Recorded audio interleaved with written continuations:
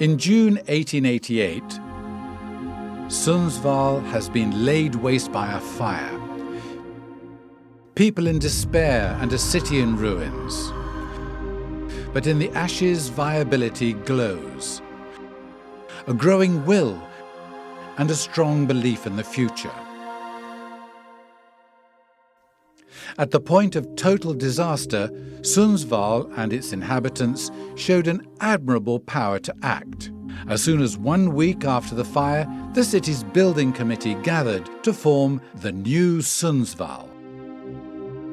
In other parts of the country, they had solved the fire protection problem by building more sparse settlements and broader streets.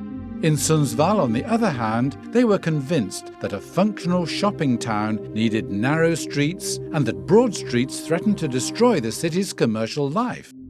The Municipal Council of Sundsvall also managed to convince the Swedish government that they could solve the fire protection problem by building up the city in stone and brick, with only a few changes in the former street system.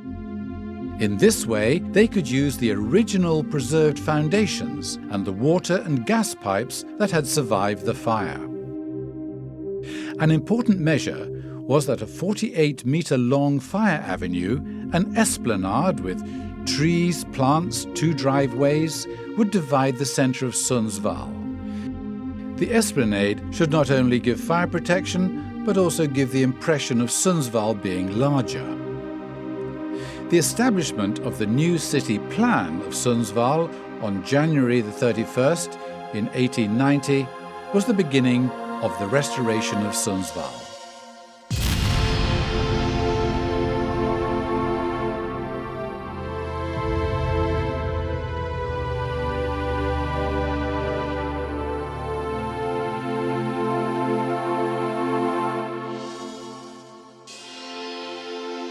Sundsvall had, before the fire, developed into the country's biggest and most important city for the sawmill industry.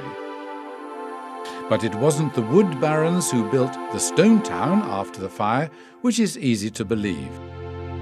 No, other powers did that. It was pharmacists, market dealers and so on. Far-sighted company owners who had established prosperous activities in the repercussions of the wood barons. They had built their establishments in the centre of the city, and after the fire, they competed more or less, with good support of their insurance money, over who could build the finest house in the new centre of Sundsvall. These men's magnificent visions and a burned-down, wiped-out city centre paved the way for the new actors of Sundsvall, the creators. Sundsvall became a prosperous market for architects, sculptors, decor painters and so on. Skillful and creative craftsmen lured by the challenge to rebuild a wiped-out city. Above all, the incoming architects with their continental influences would come to shape the new Sundsvall. This special combination of visions, creativity, courage and arrogance came to create a modern city. A city with function and finesse, a new Sundsvall, and a new suit for the inhabitants of Sundsvall to grow into. Of all the designers who moved in, architect Gustaf Hermansson probably is the one who more than anyone has left his mark on the stone town of Sundsvall. On the 6th of March 1888, still only 24 years old, he received a telegram from Sundsvall saying that he had won first prize in the architect competition for the new church of Sundsvall. The young talented architect, who despite his early age already had managed several study trips in Europe, immediately went to Sundsvall to lead the construction of the new GA church. And the 7 years he thereafter lived and worked in Sundsvall came to mean a great deal, not only for his career, but also for the development of the stone town of Sundsvall. The building that more than any other is associated with Gustaf Hermansson is the Granska house in the main square. Pharmacist Gran's beautiful house, which to the inhabitants of Sundsvall today is still called 1891. Already a few years before the big fire in 1888, one of the greatest personalities of Sundsvall, Pharmacist Gran, had a larger wooden house built on the site by the square. That was one of the biggest and most beautiful buildings in Sundsvall at the time. In his dreams, according to the new city plan of Sundsvall, the vision of a grand building in stone on the same site.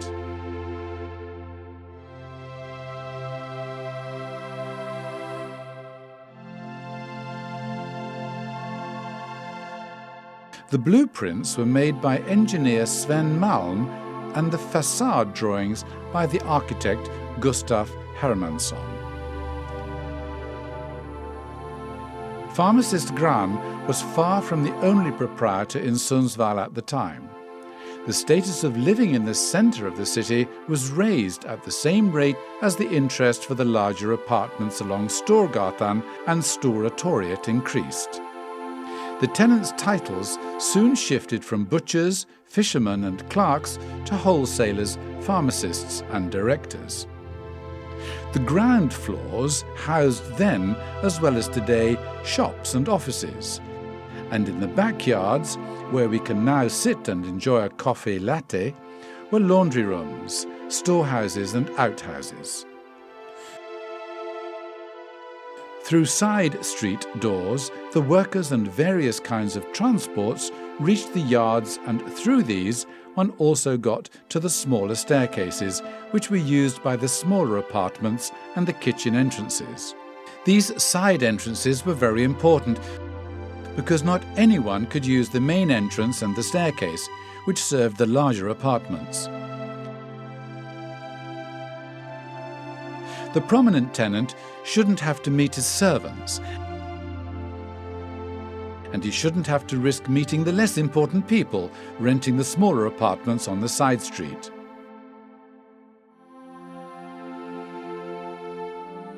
In the biggest apartments, the servants' area, the private areas, and official entertainment area was carefully divided.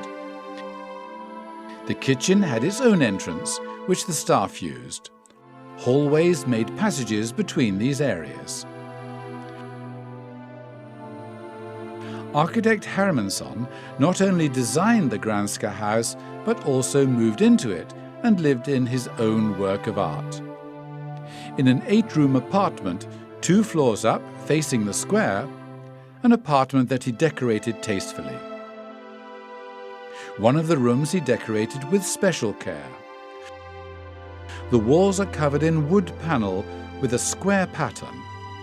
Every square has handmade drawings showing craftsmen in various skills. In one square, the architect himself sits by his drawing table.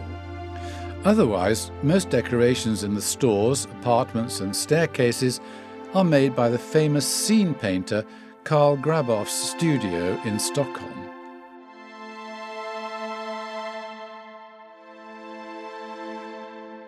And not least, the ceilings are magnificent and still today in very good shape.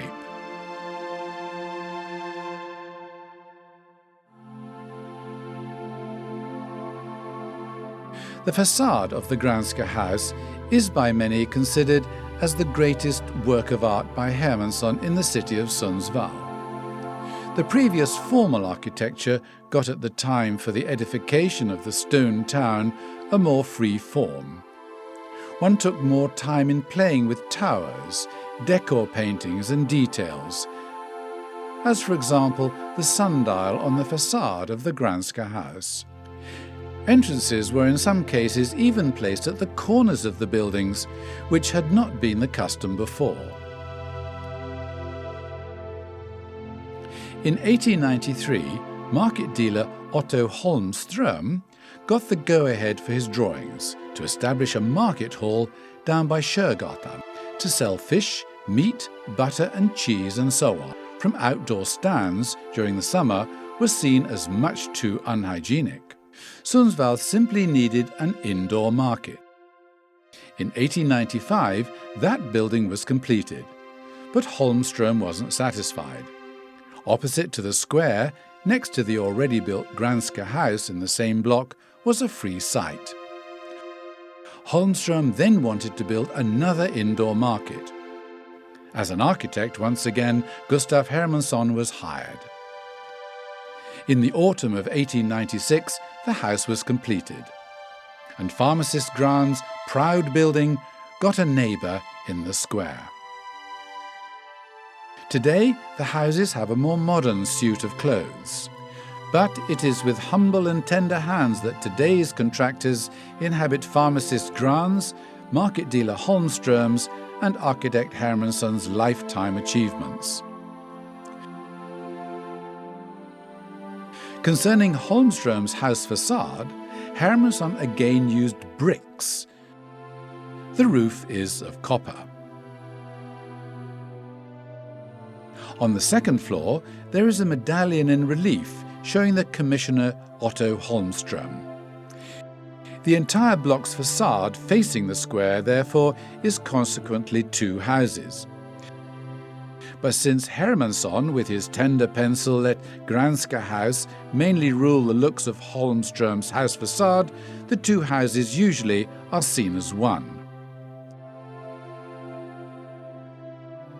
The two towers at each end of the square facade frame the houses. The biggest tower has its highest point 35 metres above street level. At the top of that tower there is a smaller room 27 metres above the street.